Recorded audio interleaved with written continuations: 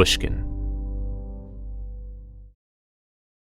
Even if you've only listened to Broken Record a few times, you've likely heard Rick Rubin absolutely gush about Neil Young. Neil's been on the show 3 times now, and his legendary body of work has been brought up by more musicians interviewed on this show than likely anyone else except for maybe Joni Mitchell. That's because Neil is a true artist.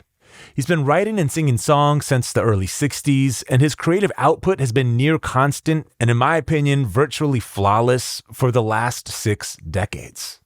Neil recently stopped by Shangri-La following the release of Crazy Horse's latest album, World Record. The album was produced by our own Rick Rubin, and on today's episode, Neil talks to Rick about the remarkable way the new songs were conceived. Neil also reminisces about recording after the gold rush and harvest, and he explains how THC changes his relationship to music. This is Broken Record, liner notes for the digital age. I'm Justin Richmond. Here's Rick Rubin and Neil Young. Thank you so much for coming and talking to me today. It's my favorite thing. It's a favorite of mine too, Rick. We're like a couple of birds of a feather here. And sitting here in your studio, this beautiful place that I was in almost 50 years ago with Robbie and Rick. Tell me about that. Well, you know, the board was smaller. It was a quad 8.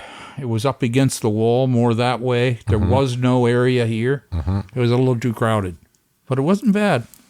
We had a good time. You know, I wasn't making music with them or anything. I was down here with, I was with Bob.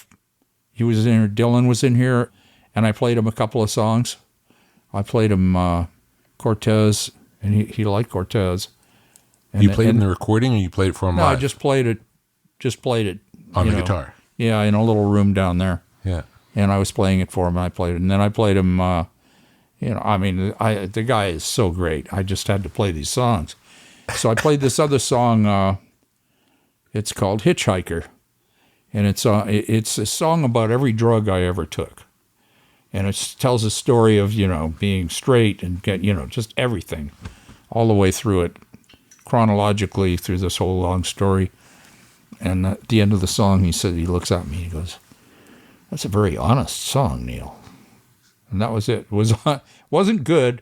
It wasn't bad, but it was honest. But it was honest. Yeah. That's good. Have you seen his new book? Yep. It's cool. Yeah, I just started listening to the audio version of it. It's really cool. I'd like to listen to the audio. Did he do it? He did parts. And a bunch of guests, but it's cool. It's cool the way it's put together with the different people and his voice. Cool. Yeah. It's amazing. I've been doing interviews, for the record. Yeah. I don't usually do interviews like this, but I love this record. I love it so much, and I want people to know that I'm alive. Yeah. It's a very basic thing. Well, I haven't heard from Neil Young in a long time. Where is Neil Young? What happened? Well, I stopped playing a couple of years ago, and so I haven't been anywhere. There's been 3 Farm Aids in a row I've missed, and the same with the Bridge School and all that. But I don't really miss it that much. I like playing music. I made a lot of records. Yeah. I've made many records during that period of time, 3 brand new ones, and so I feel really good about that. What's the longest you've ever gone not playing with Crazy Horse? Probably a year and a half or something. So it's max. It's been a constant in your life for 50 years? Yeah. Amazing. Since 1970, 69, 70. When you write new songs, do you always know in advance whether this is something you want to record with Crazy Horse or not? No, I really don't. I don't, but usually, I'm hanging out with them when I write it, and, it's just happens. Like a song that anything that's spacey, anything that's got any cosmic vibe to it at all, it's got to be Crazy Horse, because that's the loosest that it can be. Yeah. And simple and loose, and that's what I like. When you play with other musicians, does it change the way you play? Oh, yeah. How? How does it work? I don't know. I'm different. It's not the same as playing with the horse. Yeah. I mean, I play the song, and I deliver the song, and I try to immerse myself in it. Playing with Promise of the Real is a lot of fun. And we even did some stuff here in this studio that was pretty cool. And there's one that I laugh in. I don't know what I'm laughing in it. And we recorded it right here at Shangri-La. And it has to do with going to a fair or a circus or something. And it's wild. Do you always know what the songs are about when you're writing them? No. Usually I don't even care. I just start, Yeah. And with the new songs on this record, there's no thinking. I mean, everything was just the flow. It was just all. I wasn't trying to do anything. That's why it was so special. That's why I think it came out the way it did, because there's no preconception of it.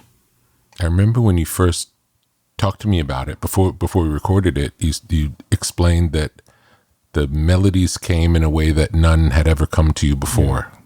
They were delivered. They came through me whistling while I was walking. And I realized as I was walking along that I was whistling a different song every day, because I go on these long walks every day through the forest and stuff, in the snow, and just whistling along. And then I remembered, wow, I really had a nice melody I was whistling yesterday. And I could hardly bring it back. And because I was whistling a new melody, and that's what made me think, wow, it's a different melody from yesterday's melody. What was that melody? And I liked it. And as I approached the part of my walk, that was the same place I remember whistling it, I remembered it. So I remembered it, and then I started whistling it again, and I got out my flip phone and recorded it on my flip phone. But I used a movie, so I got this partly my thumb and partly the sky and some trees going by and dogs running and footsteps and stuff, but I'm whistling along with it. That's how I got all those melodies. And every day after that, I kept walking, and most days I'd have a new melody, and I'd just pull out the phone. And I even had harmony parts or bass parts and things like that I put on the phone too, that I imagined them, like on that one, The World Is in Trouble Now. Mm-hmm. There's a bass part, and we went through it in the studio. Remember, it was like, wow, this is a part. We have an idea. Yeah. It was like, because none of the other ones even had that. No. At what point did you realize this could be a collection of songs to record? Well, it was last April, and I was thinking, I had that song, Break the Chain, which I wrote before I did my previous album, Barn. I wrote that just as COVID started.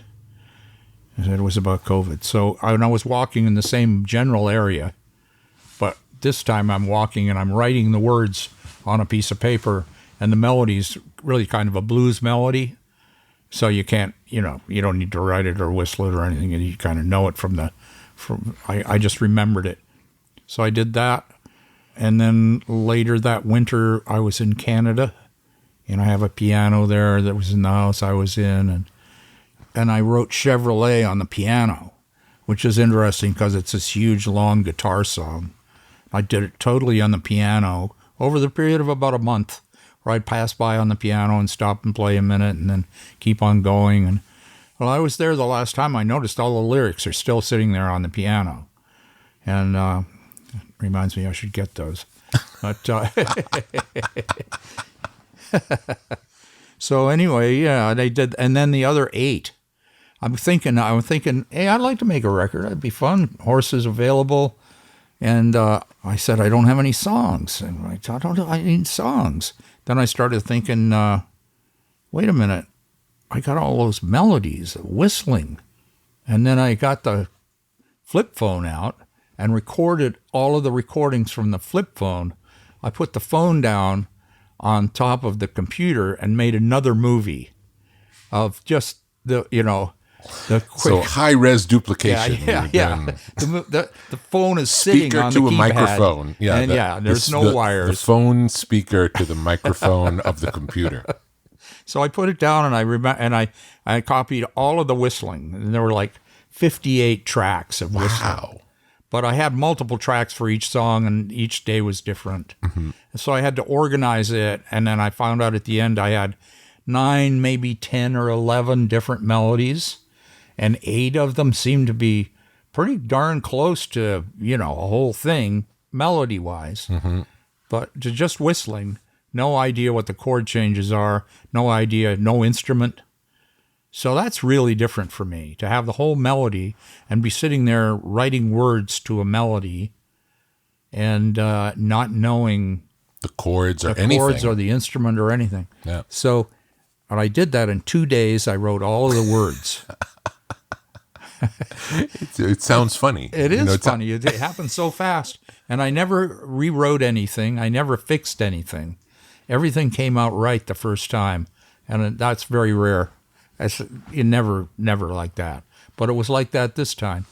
So you got these two unheard of things that I'm, for me, that I'm doing. And then I had to figure out what instrument to do it on and what the chords were.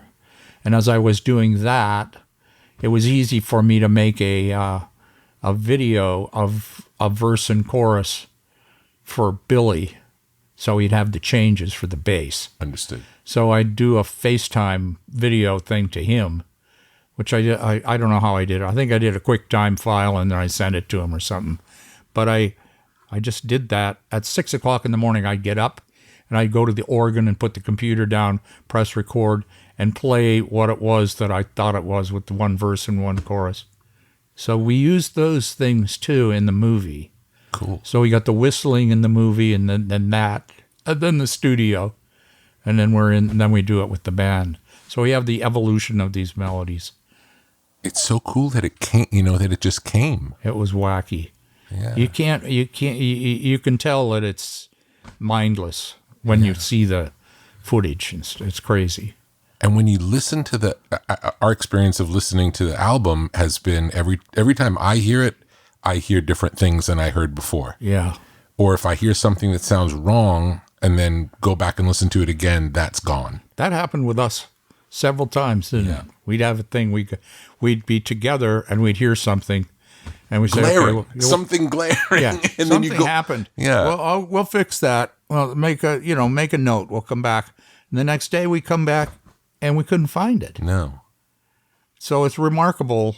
The whole process was strange. Yes, it was. The whole process was strange. Really different. It was like a gift. It was like a gift for us. We didn't have to do any work. Yeah. We just, we thought we both made records for years, and we both like making records, and we love music, and we know about the ways of making records, things that we do, like with me, it's like occasional double tracking one line or a couple of words or something like that to punch them out a little. So I just kind of sing along and sing a little more when I want it and a little less when I don't. And so you understood that right away. And bang, when I said, let's do a double track, it wasn't like I'd go in and I'd do it. And it was like I was only singing part of the time and kind of half singing the rest of the time.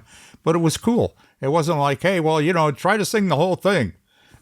That never happened. Yeah.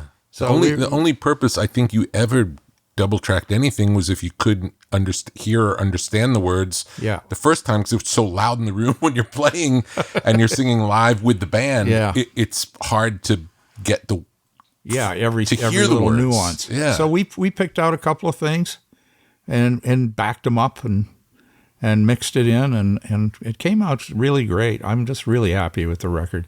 It's one of my favorite processes, and the music is some of my favorite music I've ever made. I mean, I listen to it.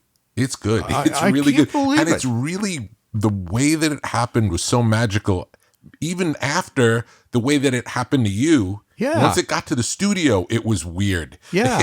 It's like, I remember the first week, the band was learning the songs, and the feeling I got by the end of the first week was they might not ever be able to play the songs. Right. That was the feeling. It was like, this is like not really happening. Yes. And then I thought, okay, well, they played through everything, even though they couldn't play them. Mm-hmm. They played through them, so probably next week's going to be better, because now it won't be the first time. Yeah. And I remember when you called out the song to start the second week with, and Ralph said, well, we already played that one. Why would we play that? And then we went back and we listened to it, and it was pretty good. Yeah. Ralph was right. Ralph was right, turns out. Yeah, it's crazy. We didn't think we got anything the first week. It turns out we got... I think maybe the whole album was recorded when we didn't think any of it was we didn't think recorded. anything was happening. Yeah. It is certainly nothing like that's ever happened to me before. No, For sure, nothing like that. No, I'm used to the horse getting things on the first or second take. Yeah. But this was like, I had no idea. You didn't know the songs. No, I didn't know the songs. I was learning how to play it on the pump organ or on the piano, and because I did want to play guitar. I remember we'd say to Nils, Nils, that sounds like a guitar lick. And we don't want to hear. Yeah. We know it's great, and you played it great. But it made it sound ordinary when. Yeah, but when we heard it, it was like, we really don't want to hear a guitar. And then on one or two songs, I mean, you can hear it in the room. Yeah. But only thing we featured was between the riffs, where it'd be a clunk and a scratch on the thing, and the pick guard. It's so funny. All these weird sounds that he was making as he was playing between when he played his thing. Yeah. And we take his thing off and just leave the other things up real loud. Yeah. We took out the playing and left the noises in between. Yeah, so it'd go from the noises to the leakage of something. It was like we broke every rule. It was crazy. It was fun. And we were enjoying it very much. And it seemed normal. I mean, but it sounded good. It's like you can't argue with the sound. It's like if it sounds good, it's right. You know? Yeah, it was wild. And then we got, what was that one? I think it was The Wonder Won't Wait, or either that or The World Is in Trouble Now. One of those two, where we started doing the harmonica through the octave divider with the organ on certain notes to create this instrument that was like, and you kind of picture, who are these guys playing these instruments? Because I don't even know what that kind of instrument that is. No. It sounded like a old organ, but with an electric, funky part of it. Like 2 or 3 notes were just jamming. And it was weird. Yeah, it wasn't working exactly properly either. I don't think that nothing was. That fictional instrument was not at its best. No, it wasn't. But it didn't matter. No. So we had a blast. We had a really good time. The time of a lifetime, actually. There's nothing I can look at that compares to it. Everything else they're all great, and there's a lot of really cool things that we did. Yeah. And that that I did with Crazy Horse in the past and everything. And the stuff we did in the studio in the 90s was cool too. I mean, I've still got that, and actually getting ready to put it out in the archives because some of it's really cool. Yeah. There's a couple of really cool songs there, but they're not like this.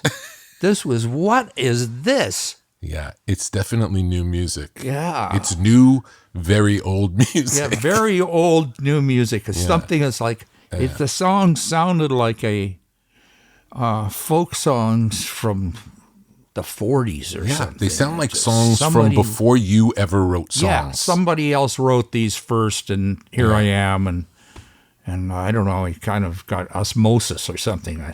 It's strange. It really is, man. It is strange. So we just got to be thankful because we got a gift, and we will find out if other people think so. Yeah. Either way, I think it works out fine. We got to experience it, and we did. I'm glad people get to hear it. Yeah, I am too. And then whatever they think is fine. Yeah, I think they're going to like it. I've got a couple of reactions from people who are like, "Whoa, whoa," and I'm going, "Well, it's me and Crazy Horse, and we're just doing what we do. And if you listen to it that way, you can say that's what it is.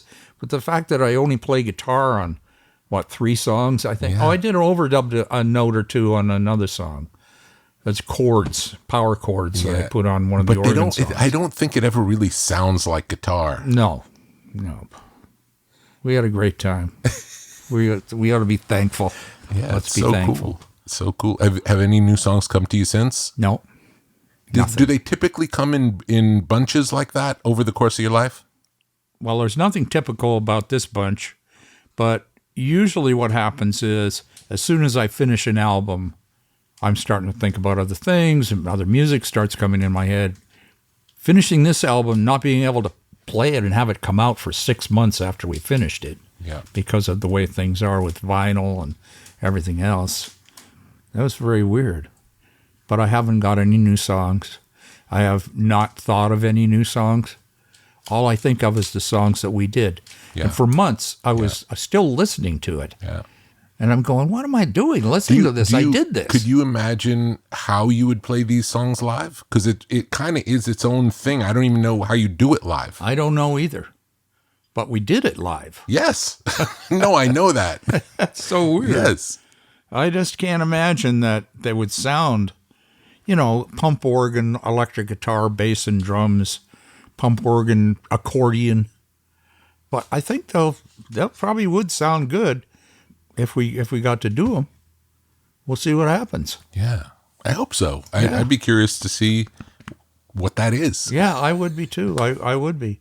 But things move along and they move on, you know, and Nils is part of the E Street Band. Mm-hmm. So Bruce is probably going on the mega tour. So Nils is gone. Mm-hmm. And Nils is like, what? I can't be in two places at once. Yeah. Because he was, you know, really into this. I mean, we were all really into it. Yeah. So I feel for Nils a little bit because I know he wants to be here with us, but you know, he's with Bruce, and Bruce has been there for him for years and years, and that's an old thing now. It was amazing to me that you played with Nils before Bruce did. I wasn't aware of that until this. Oh yeah, this project. Nils is on After the Gold Rush. Wild. Yeah, he plays piano on After the Gold Rush. And you wanted him to play piano because he couldn't play piano. Is that correct? Yeah. Well, he played accordion. Right. So I knew he could play piano. Right. And I knew, you know, he's he's everything, you know, so I just didn't want him to sound like he really knew what he was doing. So sure of himself, you know, because that wouldn't go with everybody else. We had a good time. It's amazing that you found guys who you can play with for 50 years and still sound like maybe it's not going to happen. Yeah. It's amazing. Yeah. Well, Nils is a great musician, and we'll miss him when he's out there with Bruce, but he'll be back. For sure. And, you know, we'll just wait around. We'll see what happens. And if I do anything else in the meantime, I've asked Micah Nelson, and he'll step in and be with the horse. Great. So, you know, we're ready to rock if we decide to go out. Is it different writing a song on guitar versus piano for you? You know, they're all the same. It's just wherever I am and whatever it is. I don't have much method. I'm just there doing it. And I never try. I only do it if it happens. Mm-hmm. If I hear a melody and I start seeing a keyboard or a guitar or listening, then I'll pick it up and try it. And then I'll stay with it until I don't hear it anymore. Usually that's how a song arrives. But in the last 6 months since we finished this, I haven't heard anything. Mm-hmm. But over the course of your life, there's been no rule of how and when it comes. It just comes when it comes. At first it was all guitar because I could hardly play piano. At any point, did you practice piano? Like, did you decide I want to be able to play piano more? Yeah, when I was in high school, there was a piano downstairs we lived in a triplex. And my mom and I were on the top floor. And then in the basement, there were some college guys. Outside of their room was a piano. So the piano wasn't really in their room. It was at the bottom of the stairs. Understood. And then you went into their room. But it felt like their space? Yeah, or kind no? of. But that's how I learned to play, what's the name of that song by the Marquis? Not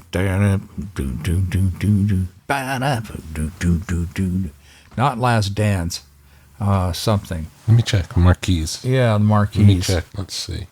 Anyway, I learned how to play that on the piano in kind of a very vanilla fashion because they were pretty funky. What the heck's the name of that song? I think they might have been from New Orleans. Last Night? Last Night, that's it. So would you have heard that on the radio? Yeah. So I learned how to play that on the piano. That's the first song I learned how to play. And it sounds like if you could play that on the piano, you could play a lot of songs because it was a lot of songs that I can play now. That's basically all I know how to do.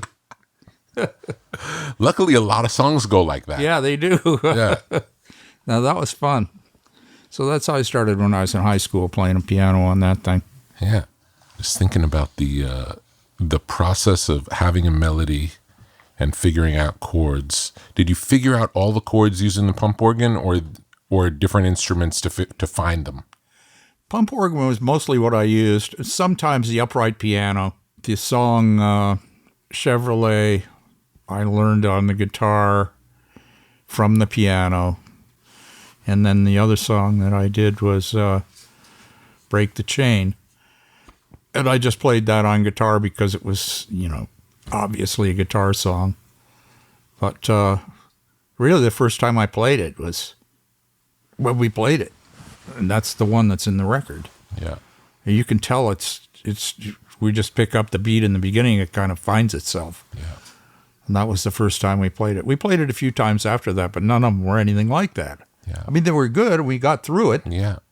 But it wasn't like that one. That is a thing that normally you know how to play the song and the band maybe has never heard it. Yeah. So they can follow you because you're solid and they're right. accompanying your performance. Yeah, and then we get it. Yeah, but in this case, you don't really know the songs because you didn't write them the way they normally come. No, but both Chevrolet and the other song that we were just talking about, both those songs, Break the Chain and Chevrolet, they're both take one. Yeah. I mean, Chevrolet, we did 6 more versions after that. Yeah, but they weren't better than take one. They weren't better than that one. Yeah. There were a couple of minutes in a couple of the other ones. Mm-hmm. That's an interesting thing, too, that sometimes you got to go past it to know which is the ones. Like, yeah. you never you never know until you got to go buy it. Exactly. And experience, well, this isn't as good as that was. Yeah. And we know from past experience that coming in the next day and trying it again doesn't work. Yeah. That hardly ever works with me. Yeah. We try to get it. I try to get them so I know the songs well enough to do them. Mm-hmm. And so I had all the lyrics. I had everything done. Everything was ready. It wasn't, Chevrolet was a big song with a lot of changes. Yeah. And I jammed on the changes with the band for a while without singing it. Mm-hmm. We did that before we played it. And then the good thing about that is, when you start playing the stuff and you're playing it, it's the first time. It's the first time I heard it. Yeah. And the first time they heard it, and we were all playing it together. And it just grows, and there's something there. There's something to that I really enjoy, and that's the way I try to make records. There's definitely an excitement when you don't know what it's going to be. When you get to hear it, yeah, and it's exciting, it's got to go into your playing. You have to play it differently when you're feeling the thrill of experiencing it for the first time. Yeah, like in Chevrolet, when we get to the second instrumental, after the intro and then the first verse, and it comes back. And this is now we're 3.5, 4 minutes into the song. Yeah. And the first repetition happens. Yeah. And so you figure it's got 3 verses. So it's like, it's going to be a journey. So we started playing that, and I was playing the guitar riff, and I can hear it. And I'm going, this is cool. This is good. And we just keep doing them and just advancing along, and it's like a long trip in a car. Sometimes the road is great, sometimes it's not. Yeah, it's real. It's real. Yeah. It's real. That's why I think that hangs in there for 15 minutes. Yeah. It's also after, like, some of the solo sections are so long and deep that when you come back in singing, it's strange, like that there's a song going on because do you know what I mean? Yeah, like and it's a new verse. It's like, wow, there's still a song. Yeah. Because we've gone a long ways away. Yeah, that's right. It's a special one, that song, because of that. The verses are over 2 minutes each verse. That's a long verse. Yeah. And, and that came from writing it on the piano and developing all the chord changes. And I just didn't feel like it was time to repeat anything. I didn't want to go back. I wanted to keep on going. And the parts are cool. Like one part after another. It's like cool part, then another cool part, and another cool part. If you don't analyze the music of it, it doesn't feel strange or like it's long. It doesn't feel long. No, it doesn't. It just flows really naturally. Yeah. We were lucky. We were very fortunate. We got a gift. That's how I look at it. And we're in the right place at the right time. At what point in your life would you say you listened to the most music? Probably, I'd say I listened more in the 60s and 70s. Yeah. You think because it was just new to you? Yeah, I think so. I used to like to listen to things over and over again and hear them. Now I just, if I hear it once, I know, but these songs, I like to listen to over and over again. Yeah. I think because it's so abstract what's going on. I mean, it's a funny way to describe it because they are, as songs, they're pretty straightforward songs. Pretty straight ahead, yeah. But for some reason, the paintings of them are pretty abstract. Yeah. Yeah, I don't know how that happened, man. I just know that we're here, we were all together. And I remember I'd look at Ralph after we finished, because that's the barometer.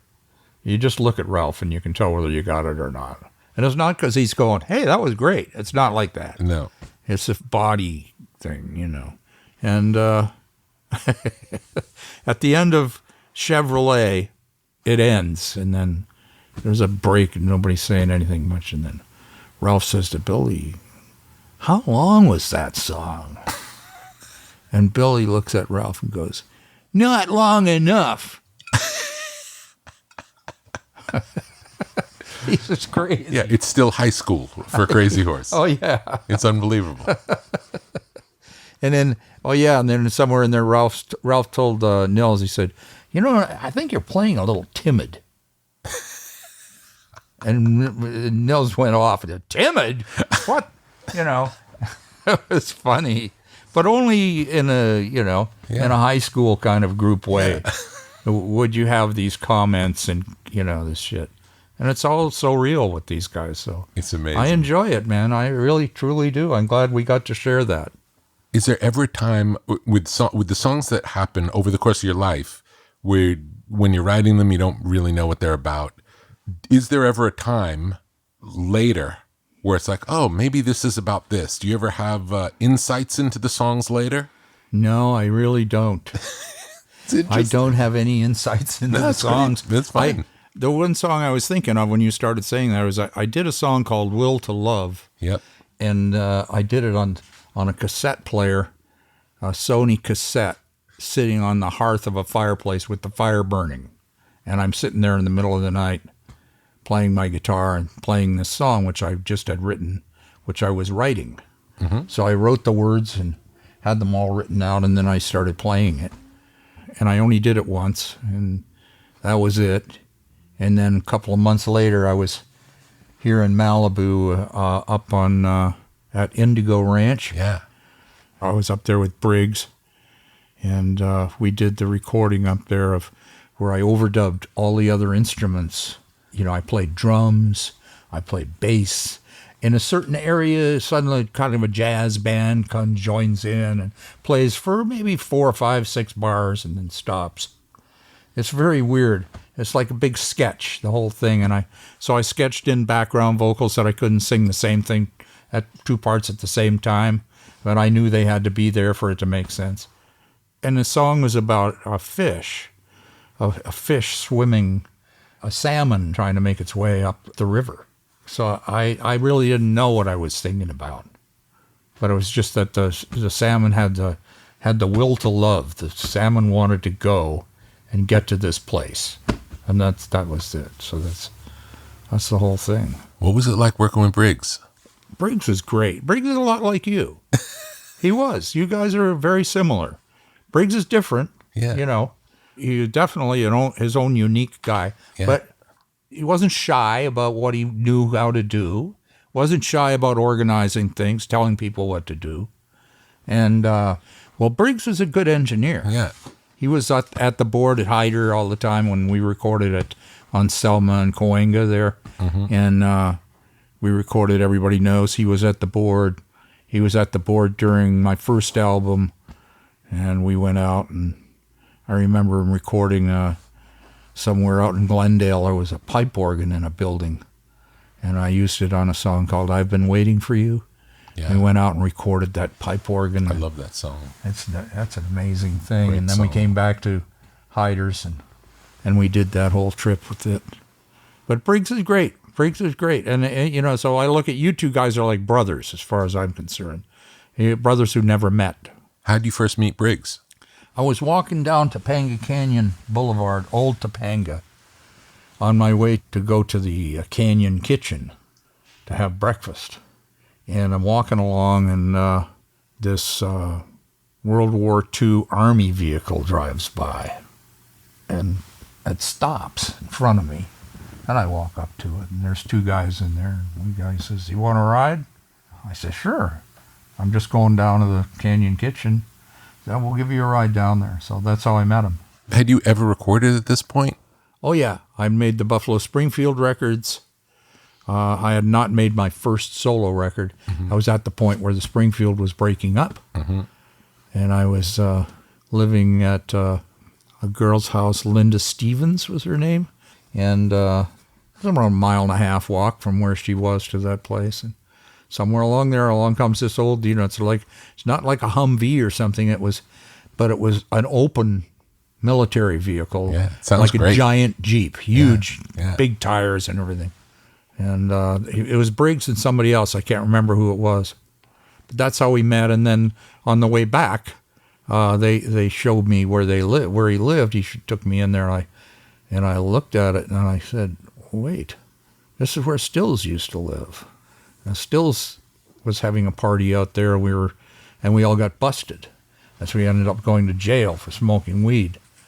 And we all got, we got out, and everything was okay. But that's the Springfield days. Then Briggs is living there, and I recognized the place. And so I'm going, "Hey, I've been here before." And then, I would, since it was just down the road, I'd go visit him. And he was doing Murray Roman. I don't know Murray Roman. He was a comedian, and Briggs was recording him. And he also was I think he recorded Spirit's first album. Oh, cool. And, he was doing stuff like that, just getting started. And we just started talking about making records.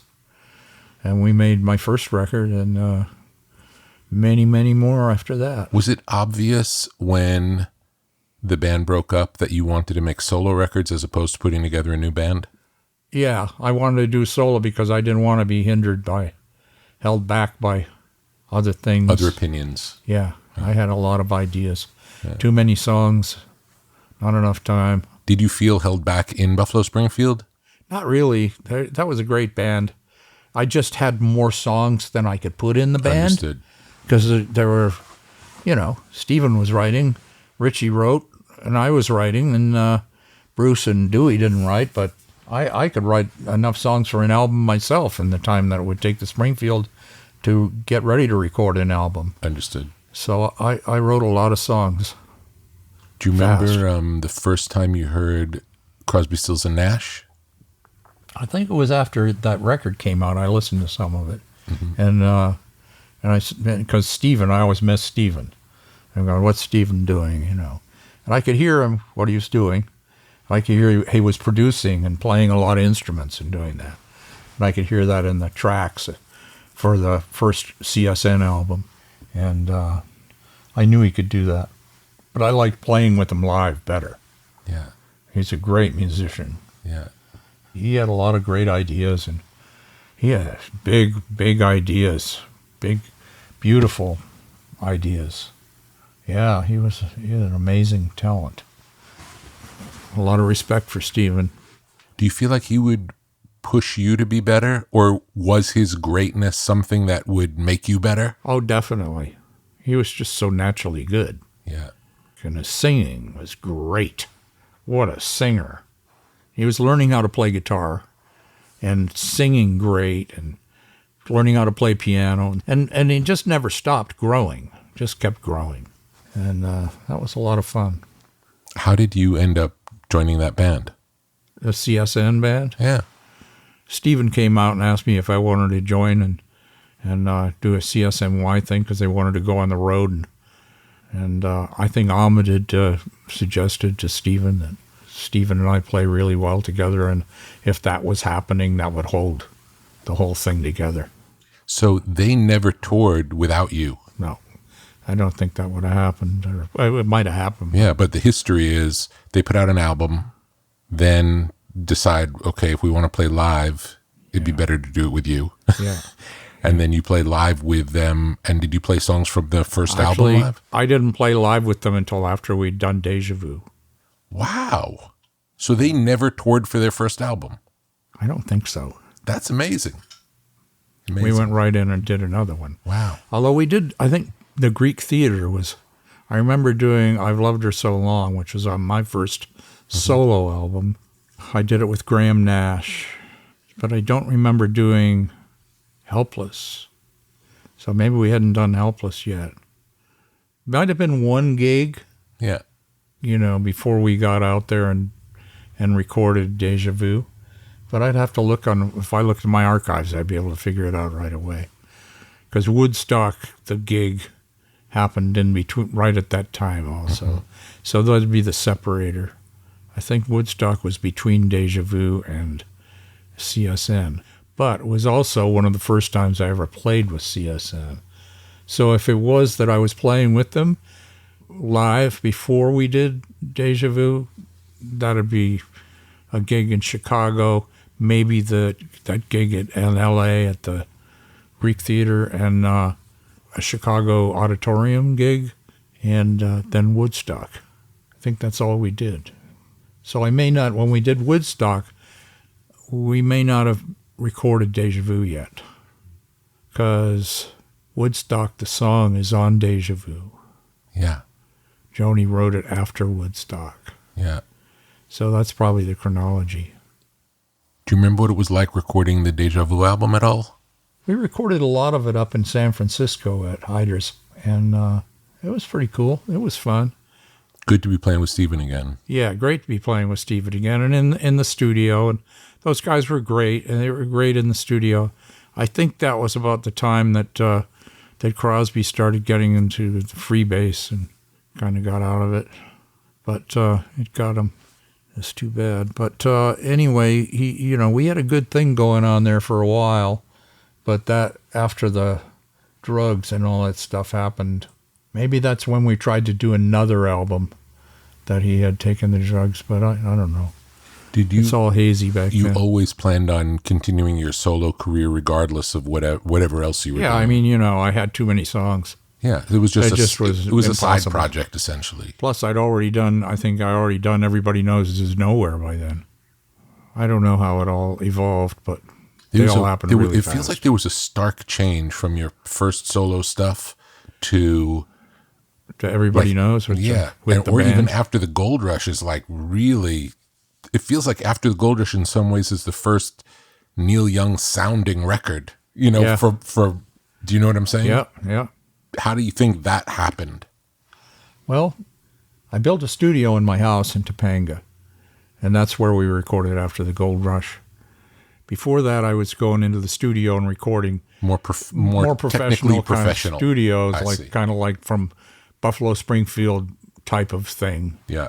And then when I got together with Crazy Horse, we practiced in the house in Topanga, but we went into Hyder's, and that's when we played all those songs, and that was so much fun. Still remember looking at Ralph when we were doing Down by the River, and he was playing, and he just looked at me for a second, and he just shook his head, and looking up in the air, and he never likes anybody to ever look at him. Don't ever look at Ralph. Stop! Don't look at me. He just wants to play. He doesn't want to make any contact. He just wants to be in the music. Yeah, amazing. Yeah, he's a great drummer. Amazing. Feel drummer. So. Yeah. Feel. It's all it is. Yeah. So some of these songs he stops playing. Yeah. But it works for the song. It's like a big fill. Yeah. There are no drums. Then he comes back in. Yeah.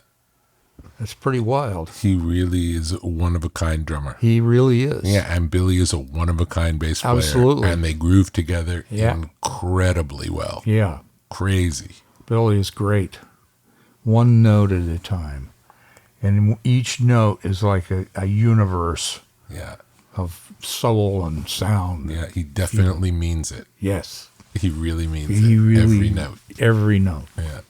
So in some ways, it sounds like the album you recorded at home, that sort of set the stage for, it seems like, most of what's happened since. Even when you're in a professional place, you're still approaching it in this same way. Homemade, personal, not concerned with the technically right way to do anything. No. That's what was so different about Harvest, because I had no idea what I was doing. Yeah. I'd never met the musicians before. Elliot Mazer put that all together. Mm-hmm. And we went in the studio in Nashville. It was in a barn or in a studio? No, it was in Quadraphonic in Nashville on 16th. Yeah, it was this house studio with a house with a studio in it. Yeah. A lot of studios like that in Nashville. Great studio, really good sound, and that was a lot of fun. Elliot Mazer did a great job. And, so there were 4, 5, 6 songs recorded at that time, but that was in the studio, and we were sitting there playing like we were making a session, and more like the Springfield. But for those songs, you knew the songs at that point? I knew them really well. I was playing them on the road. Great. So you were playing them as a solo artist, solo acoustic? Yeah. And the band had never heard them? No. And they started playing them right away. Yeah. They learned them real fast. Those guys were really good. Yeah. They were like great studio players from Nashville. And that was unique. And it sounds like that probably happened really fast if you knew the songs well. It did. I knew the songs really well. As soon as they had the chart, they were playing what they played. Buttrey, what a great drummer. Amazing drummer. Tim Drummond, great bass player. Ben Keith. Ben played with me from that moment until when he died. Yeah. Made a lot of great records with Ben. I think there's that BBC concert that you did solo with those songs before you made the album. It seemed like it was before you made the album. Yeah, that was during the time of the album. If I remember correctly, one of the songs you played was not the whole, like it was a part of one of the songs that ended up being a full song on the album. I can't remember specifically, but something like that.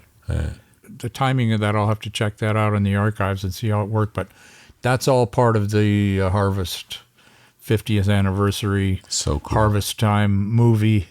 It's got all that stuff in it. And when does that happen? That's happening immediately. Really? This is the 50th anniversary of Harvest now? Probably the 51st. I mean, we're probably late. Wow. That's unbelievable. I know. Yeah, it was 71, so this is 22. So explain the archive. That's a good one. I collect things. So, and I like the idea of things being in order. And then when I learned about a website, I thought, wow, I could just put this all build a file cabinet and put everything in the file cabinet like old school. And I just came up with all these ideas for how to do it. And it's the same system that any archival thing would be. It's just in a giant file cabinet, but each song has got its own index and cards, and everything about the song is there. So, it's chronological. Everything from the beginning to the end is all just time going by. And it's your personal archive, but it's accessible by everybody. Yeah. Anybody can go and look at it, check it out. If you want to listen to all my music in high res, I think you have to subscribe to do that. But it's all there, and I think it's $19.95 a year. I just don't want to charge for it. I just don't think. I just want it to be there. Yeah. And I probably could make more money from it if I charged more, but I don't know. So far, so good. We got like 25,000 subscribers. And people could listen to anything in the same quality that they could hear it in the world for free. Yeah. Better quality. You're only paying to hear it in a way that you can't hear it anywhere else in a higher quality. Yeah. Or you can hear it on Amazon. Yeah. And you can hear it on Apple. And you can hear it on Qobuz. Yep. Those are the 3 high-res services. Yep. And Apple's not all high-res, and they're not even like in that thing anymore like they were. Yeah. I don't know really what they're doing. But they do supply music, and you could stream all kinds of stuff, and you can get it from them. So they sell my stuff high-res. Amazon does high-res. So anybody who does high-res, I'm there for them 100%. Yes. Because I think that's the only saving grace of digital, is that it has high-res. And we need that. We need it to sound good. We need it to sound as great as it can. Tell me about when you first heard, because you made a handful of albums in digital when digital first hit. Yeah. Do you remember what the first one was? It was around in the 80s. After Rust Never Sleeps, Was Trans after that? Yeah, Trans was on the edge of that, 82. We recorded it on analog tape, and then we mixed it to analog. Trans is actually almost all analog, but it came out on CDs. That was getting to be the end of vinyl. After that was Everybody's Rockin'. Yeah, that was all digital. That was Mitsubishi 32 track, 16-bit 44.1 CD quality. And if anytime you listen to that for very long, loud, your head hurts. That's what I discovered, because I always listen loud and long. And that's when I realized something was wrong. Mm-hmm. When did you switch back to recording analog? Probably in the 90s again. Mm-hmm. Yeah, I started going back because I wanted to have the analog source. And then vinyl started making a comeback. Mm-hmm. Here's an idea. I got an idea. Let's go. Check this out.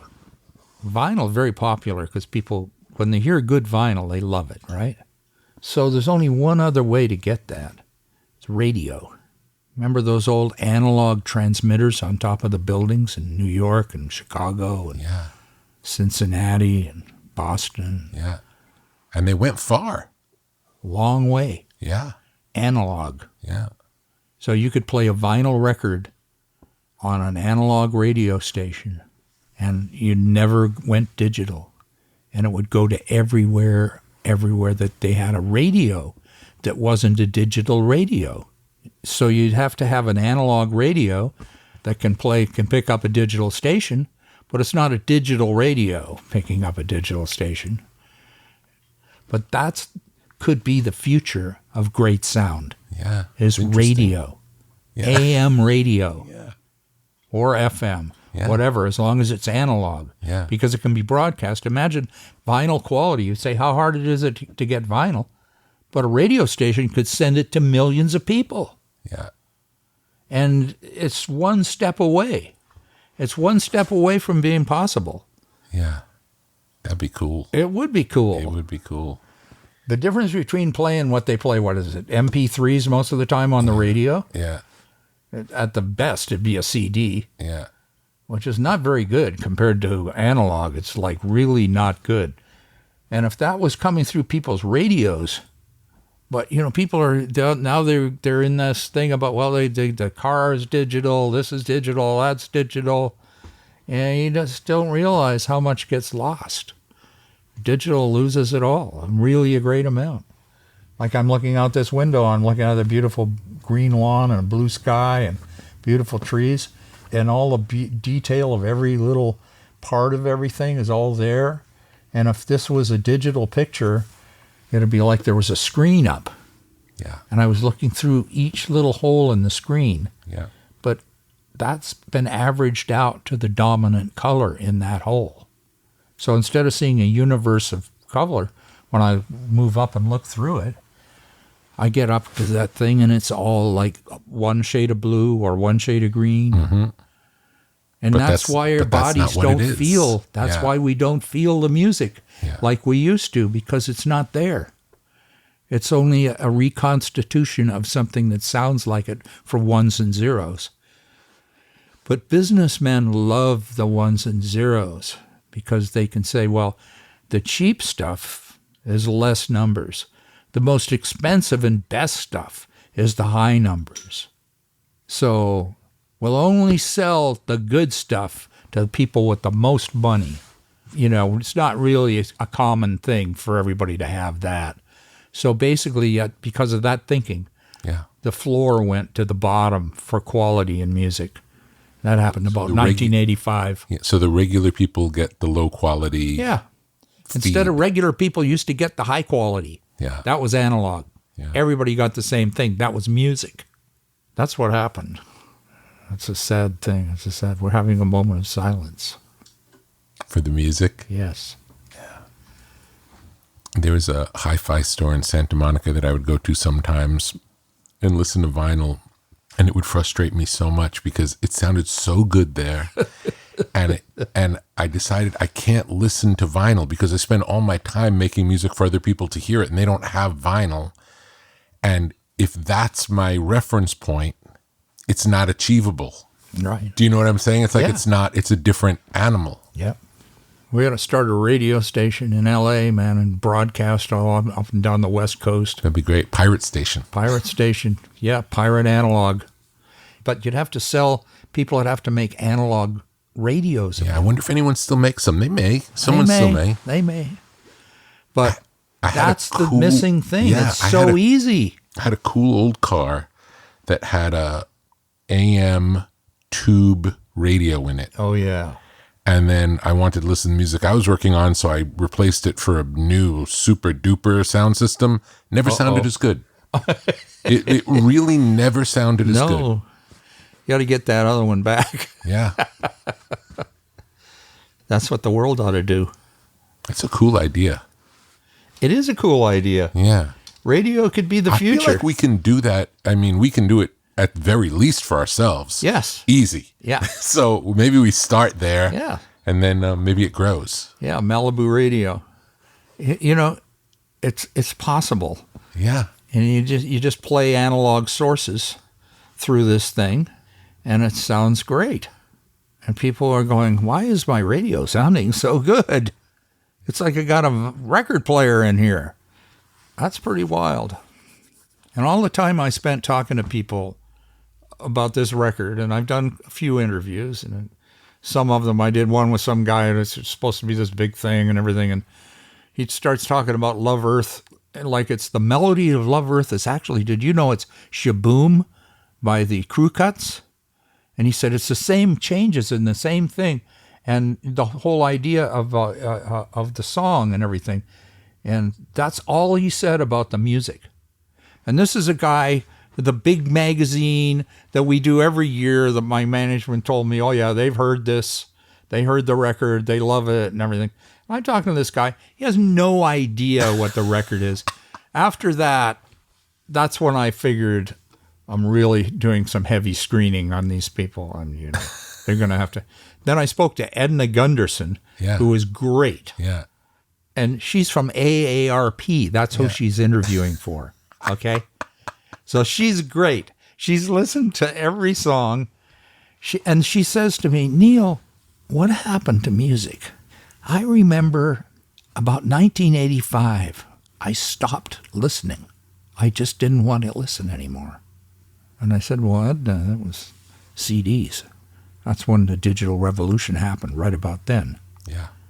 And she just looked, she's, really? And I said, yeah. I mean, go back and check the history. But she came out of nowhere with that date. Yeah. And she said, I don't know what happened to music. I think the songs that we used to sing are the songs that we sing that are songs that have emotion in them, and everything about them is like echo and all the stuff that we have, the way we blended it, the melodies, the arrangement, all of the melodic, the content of the lyrics, the feeling of the whole thing. That requires playback of the recording that is deep. It has a universe of sound in it, so you can feel all the emotion. Now, those old records that we loved were very emotional. New records that are big hits are clever. Yeah. They're not as emotional at all. They're clever and tricky. Yeah. And that's kind of where all of the stuff that's happening now lives. Yeah. So if you just listen to that kind of music, you're not going to hear the difference. So everything changed. It was interesting. When you look back at it and you can't figure out how it happened, I don't know how it happened, but I know what happened. There's even an argument that it sounded better before multitrack. Yeah. Like if you listen to Frank Sinatra recordings from the 50s, where it's him and an orchestra and it's going down live. That's it. And that's it. There's nothing to change. There's nothing to mix. There's no... You can't do better than that. All it is that. And there's something about it that just hangs together in a way that nothing else does. Yeah. Well, there's nothing between it and you. Yeah. It didn't have to be mixed. It was already mixed. And it went to one big track. And maybe they recorded it 4 times and cut the tracks together to get a good beginning and a good end. Mm-hmm. But it was always one track. Mm-hmm. Then we went to 3-track and 4-track and started doing the same things, ping-ponging back and forth between 2 of the tracks, overdubbing and putting the chorus vocals and doing those kind of things. But it was still a basic track was on 2 of those. Then they'd mix to a 2-track or a mono. Mm-hmm. So that was a generation away from what Frank did in the beginning, from the straight mono live. Oh, that's the greatest, that stuff. Yeah, there's something about the limitations of all of the information coming together right from the beginning, where the way that it's mixed isn't electronics. It's something else. It's real. Yeah. It's really what happened. It's really what happened. They might have mixed a few microphones up and down to get to that mono track. Yeah, but to that's make it all the sound like what it manipulation sounded there like was. in the room. Yeah. And maybe they only had 3 or 4 mics in the whole room at the most. Yeah. You know, because they had everybody stand in the right place. Okay, Frank, when you move in 1 foot, because we need you a little louder, but stay on the right. Don't stand on the left because you're going to block the bass. That's the way it was mixed. Yeah. So, you know, that's pretty good. Yeah, That's I remember when we were doing some backup vocals, would be like, okay, Billy, take a step back. Yeah. Ralph, take a step forward. Yeah. And just trying to get that balance with everybody singing on one mic. And it's like, okay, it's a little too much of the high voice. What's it like if we have a little more bass? And the next time, no, too much bass. Let's go back. Yeah, move back. Yeah. And tiny moves. Yeah. But it all made a difference. Yeah, it did. I'm very, very proud of the vocals that we did. Somebody was listening to this record. I mean, somebody up in Canada that I played it for, and they said, "My God, the vocals! When these guys come in singing, they sound great. Who's singing?" Yeah. Who is it? Who's singing? Yeah. Crazy. Okay, here's a good one. How do you connect to spirit? How do I connect to spirit? Yes. I try not to connect to spirit. Okay. I try to not do anything. If it's going to come, it's going to come. I just try to stay open. But I can't get it. You can't stand over a hole with a gun waiting for it to come out. Yeah. Spirit is there or it isn't. You've got to be in the right place at the right time. How would you say THC changes your relationship to music? It enables other things to get lost. So you're only in the music. After the session's over, you can't do anything for a while. But while the session's happening, you're living in the music. And it's not because you're not in the music when you're not high. It's just that because you're high, you can only focus on one thing. I see. It removes the distractions. It removes the distractions. You I can't, see. You know, that's what it does for me. Mm-hmm. And I enjoy it. So you get so into it and you enjoy it. You feel it. Yeah. Yeah, I imagine it's different for different people, like everything. Yeah. Like meth is not good for getting into the spirit, I don't think. I would imagine meth and spirit not working harmonically. Well, we've seen so much good music being made with hallucinogenic influences. And then when the popular drugs shifted to more other kinds of drugs, music wasn't as good. No. It's like the difference between the 60s and the 70s was different drugs. Mm-hmm. And you can kind of hear where it shifts. Yeah, you can. Cocaine had a big effect. And then after that, things rode on. But in the beginning, it's interesting to look at music that way, the way it's developed over the decades. And I think we were lucky to be there, because if you're just getting here now, it's hard to pick up on it. You'd have to go back in time and check it out. Yeah, it almost feels like it's a different thing now. I don't know what it is. Yeah, but I'll say it's not that it's bad. It's just different. Yeah, it's just different. And it really is different. Yeah. No, it's what people need now. It's in the neighborhood where people are accepting it, which is basically as wallpaper almost. I mean, it's like in the background. It's part of everything. There's so many other distractions. Music used to be the big thing. Now tech is the big thing. Mm-hmm. Tech is how you get involved. People are on their phones. They're just lost in the little box. And they don't have that time in their day where there's nothing to do but listen to music. Because as soon as they start listening to music, they get a call. Then they're online trying to figure out what that person on the call was talking about, Googling something to find out what it is. Yeah. When we think of folk music now, we think of it as music from the 60s. And those songs were old songs. Or songs from writers in New York, from writers that wrote pop songs and people would do them. Mm-hmm. But it wasn't like the singers of the songs were writing their own songs. or the band was writing a song. You never did many cover. You did a few cover songs over the course of your life, but not many. You did 4 Strong Winds that I loved. Yeah. That was one of my favorite songs of all time. It's a beautiful song. It's a great song. Yeah. Ian and Sylvia. I used to pour coins into a Nickelodeon and listen to that song over and over again by Ian and Sylvia, 4 Strong Winds. That's how I got familiar with it, I think, in 62 or 63 or something. Loved that song. So that felt really good to do that one. Did you ever meet those guys, Ian and Sylvia? I've met Ian. Mm-hmm. And I've met Sylvia, too, but not for long, just very casual. And did you know Joni from Canada? Yeah. Joni from coffee house scene? We met in the coffee houses. When I met her, she was with Chuck Mitchell. Chuck and Joni Mitchell was the name of the thing. Then she came back as Joni. And I played Sugar Mountain for her when I met her. I'd already been to Toronto and came back, and I met her and I played Sugar Mountain for her. And then she later wrote Circle Game. Yeah, I love that song. After hearing Sugar Mountain as her conversation with me. Wow, I never knew that. Yeah. So cool. Yeah. Circle Game's a great song. Oh, it's a wonderful song. She's written so many great songs. I'm thinking of doing both sides now.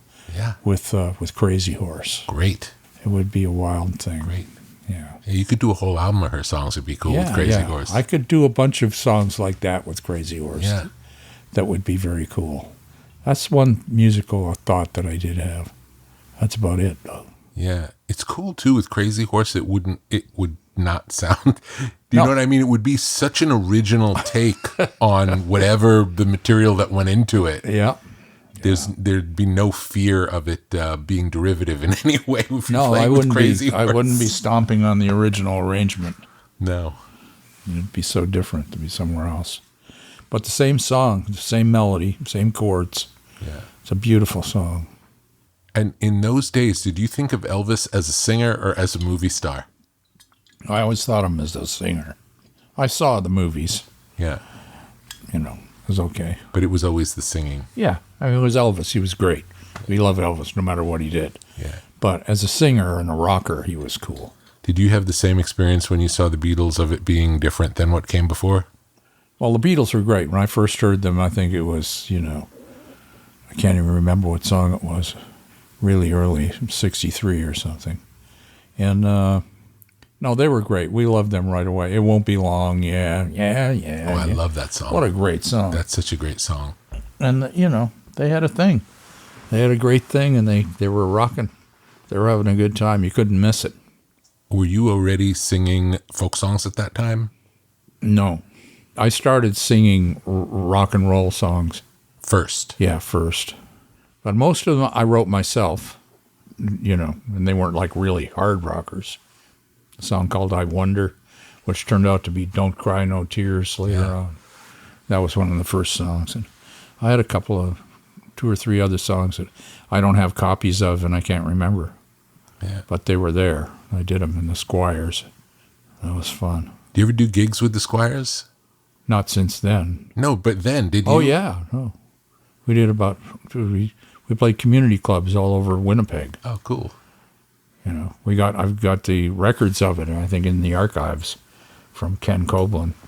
The bass player kept records of everything, all the places we played and how much we made. It's so cool. Yeah, like $4. Yeah. That's all in the archive? Yeah. Amazing. Amazing. It is crazy. I think it's all in there.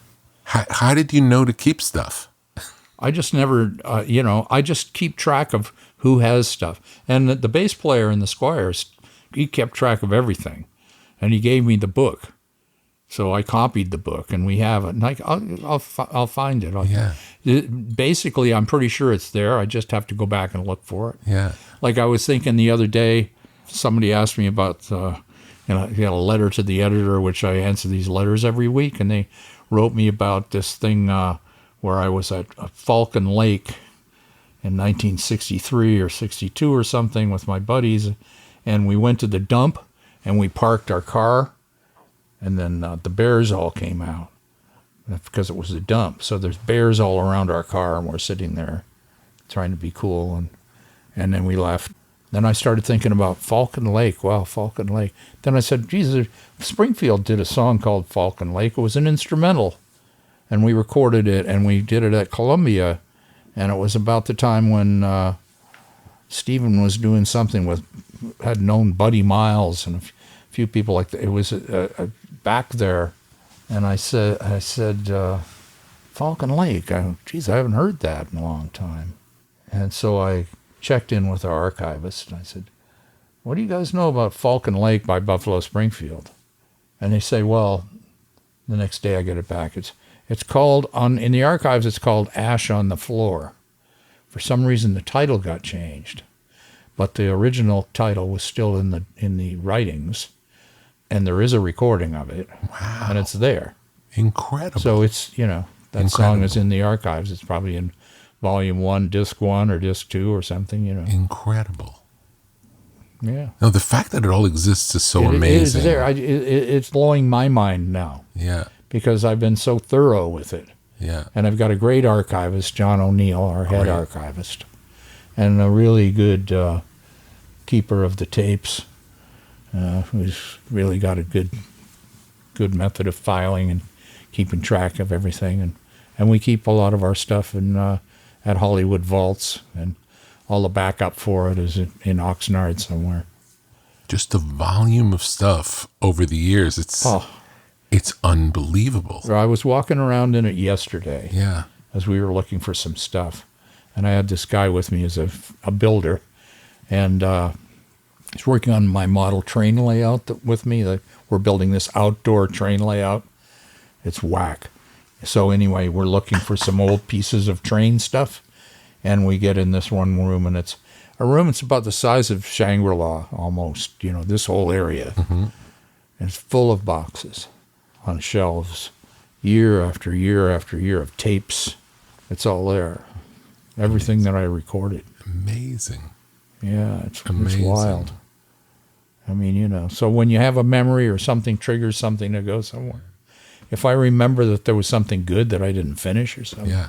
I can actually get to it. So cool. Has there ever been a time when you've worked on something and left it alone for whatever reason and then come back to it later, years later, realizing, oh, there's something there? There is a song that was on the B-side of a Buffalo Springfield thing. I don't know if it was a B-side or if it was in the session for Expecting to Fly. There was a song called Whiskey Boot Hill, and there's another song too. And the track is there, but it has no vocal. So I keep thinking about that. Maybe I should put a vocal on it. Just to have it. Yeah, then it would be a complete song with the old original Jack Nietzsche track. Wow. And, So cool. And a vocal on it. And you remember the words and... Yeah. Yeah. That'd be cool. Yeah.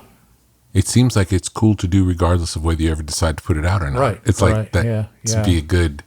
No, it's good to have those things. Absolutely. I have another thing where Daryl shot something. I was playing the guitar, and I was playing the changes to Don't Think Twice, It's All Right, and sitting on the bus, and the bus is going down the road, and my silhouette is against the window, and outside's these beautiful fields going by, and then every once in a while the light changes, and you see me, and I'm playing the guitar a little bit, and then it goes back to outside, and it goes through the whole thing.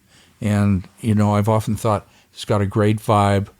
If I just sang the lyrics on top of it, I wasn't singing it. If I just lightly sang the lyrics to Don't Think Twice, It's All Right, that would be my version of it, but it would be like a video version of Don't Think Twice, It's All Right. Cool. With, and I think about doing it, and I know I could make it happen. But somebody asked me, well, what would you do with that? Where would that go? And I said, well, I really don't know about that part of it. Yeah. But this is, the creative idea part to of make it. something This cool. is something I Yeah. could do. Yeah. I think that's the best way to make things. Yeah. When you get the feeling, that's... Yeah, you make it to make it, and then if there's a use for it later, that's fine. Well, this is a good idea, and I think I could do it. I'll try to get the track together. And What was the first film project you did, the first time you made a film? Journey Through the Past, I think, was the first movie that I made. And what motivated you to want to do that? I just wanted to do something different so I didn't get bored with music. I see. I'll distract myself. And it was a big distraction. It's good. I need distractions. Yeah. Because I'm so, single-minded. I just go into it. I could get lost. Yeah, and you do better being busy than not. Yeah. No, it's bad things happen if I'm not busy. It's good to have projects. Yeah. So yeah, but I really think that that's the way it works. I feel like if I'm working on the train layout, Yeah. and I really get immersed in that for months, Yeah. then I'll come out of that and I'll write. Yes. Something will be fresh. Yes. But I have to get away to get back. Yes. I can't just always be there waiting. I got to be distracted by something. Yeah. That's great. It's great advice for people who think the way to do it is to just do the one thing. No. It doesn't work that way. No, it doesn't. You got to get away from it. Yeah. Because it'll come to you when it's ready. The thing, people think they're in charge. Yeah. You're not in charge. No. Just forget it. We're along for the ride. No, we are along for all we have to be is ready. Yes. Yes. That's it. Yeah. Ready, recognize, do, finish, out. Yeah. And then you're on to And something. being ready is not easy. No. You got to be able to drop anything that's happening at any time and say, I'll be back in a while. Yeah. Because there's something here that can... There's something that can't wait. And we don't have control over it. And if we don't act on it, We could forget it. Puff of smoke. Yeah, exactly. Well, I'm sure we will get to be together again sooner than later. Yeah. Because that's what we do. All right, man. Well, I'll see you soon. Thanks again to the legend, Neil Young. You can hear his new album, World Record, along with all of our favorite Neil Young songs on a playlist at brokenrecordpodcast.com. You can follow us on Twitter at Broken Record. Broken Record is produced with help from Leah Rose, Jason Gambrell, Ben Tolliday, Eric Sandler, Jennifer Sanchez. Our editor is Sophie Crane. Our executive producer is Mia Lobel. Broken Record is a production of Pushkin Industries. And if you like our show, please remember to share, rate, and review us on your podcast app. Our theme music's by Kenny Beats. I'm Justin Richmond.